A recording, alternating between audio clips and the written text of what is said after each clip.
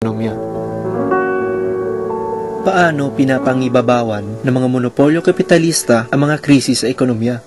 Bakit bigo ang mga lunas na ito? Upang mapangibabawan ng krisis, artipisyal lamang at hindi sustainable ang mga pang-ekonomiyang lunas na pang-ampat ng mga monopolyo kapitalista. Ang patakarang Keynesianismo. Sa esensyal, ito ay ang panghihimasok ng mga gobyerno sa negosyo katulad ng industriya ng langis, infrastruktura at iba pang proyektong pang-ekonomiya. Layunin nito na matulungan ang negosyo ng mga monopolyo kapitalistang napinsala ng krisis, partikular noong panahon ng Great Depression. Gamit pa rin ang mga turo ng Keynesianismo, itinulak din ng mga imperialistang bansa ang pagpapautang sa mga bansang malakolonya upang makarecover sa mga pinsala ng World War II. Pangunahin ring nakinabang sa mga transaksyon sa mga malakolonya ang mga monopolyo kapitalista. Ilang panahon ding gumulong ang pandaigdigang ekonomiya, ngunit muling sinalanta ng krisis ng labis na produksyon. Nabigo ang patakarang Keynesianismo dahil sa pagkakalugi ng mga gobyerno ng mga imperialistang bansa dulot ng malalaking panggaganansya ng mga kasyosyo nilang monopolyo kapitalista sa mga proyektong pang-ekonomiya.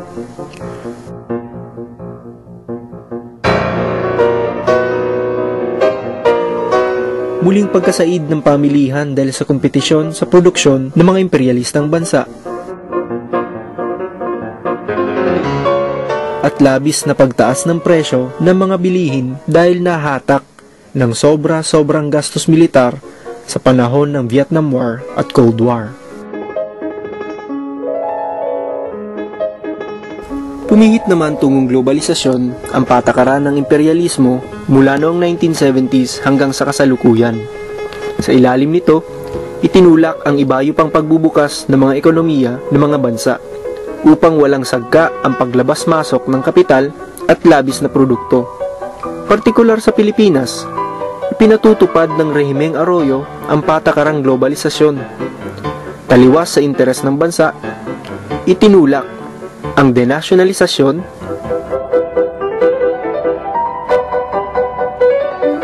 privatisasyon, at deregulasyon. Kasangkapan nito ang batas at ang kanyang kapangyarihan upang salungatin ang pambansang soberanya at patrimonya. Pahintulutan ang walang limitasyong pagpasok ng dayuhang pamumuhunan. Pahintulutan ang dayuhang monopolyo kapitalista na ganap na kontrolin ang mga pampublikong ari-arian, likas na yaman at lahat ng tipo ng negosyo. At panghuli, alisin ang lahat ng batas at regulasyong nagbibigay proteksyon sa interes ng publiko, ng mga manggagawa, kababaihan, kabataan at kapaligiran. Ngunit bigo din ang patakarang globalisasyon sa pag-apula ng krisis. Unang-una na, mismong ang mga imperialistang bansa ang hindi tumutupad sa pagbubukas ng kanilang mga ekonomiya. At sa halip ay ginagawa pang patakaran ang paglalagay ng mga transera sa kani-kanilang ekonomiya. At sa muli, said na rin ng pamilihan.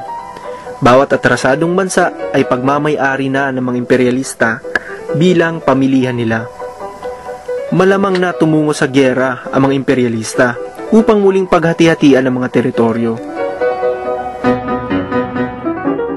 Sa panig naman ng mga malakolonya, partikular sa Pilipinas, lalo pang isinasadlak ng globalisasyon ang ekonomiya ng bansa sa pag-export ng hilaw na materyales at mga malamanapakturang may mababang dagdag na halaga.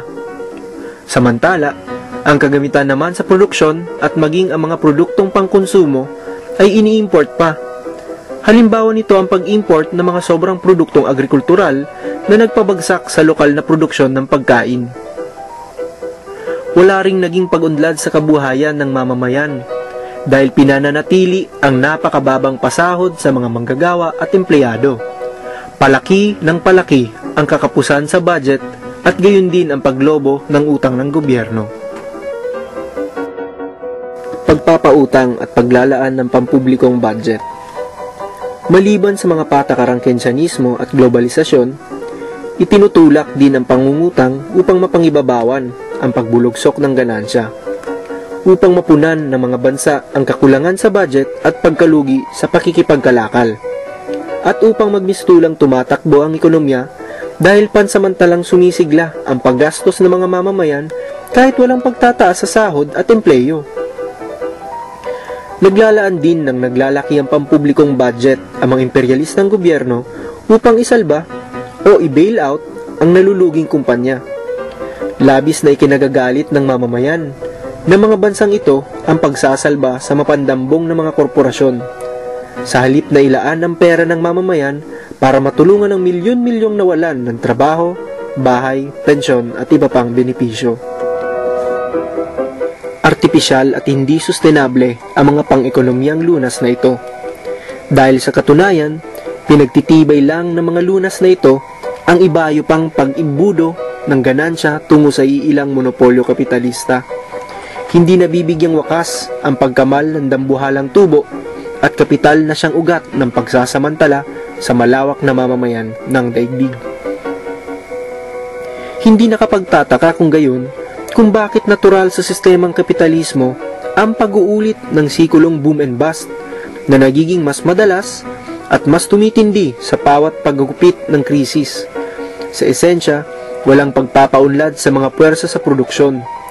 Walang humpay pa rin ang atake ng mga monopolyo kapitalista upang sagkaan ang pakikipaglaban ng mga manggagawa para sa makatarungang sahod at mga demokratikong karapatan.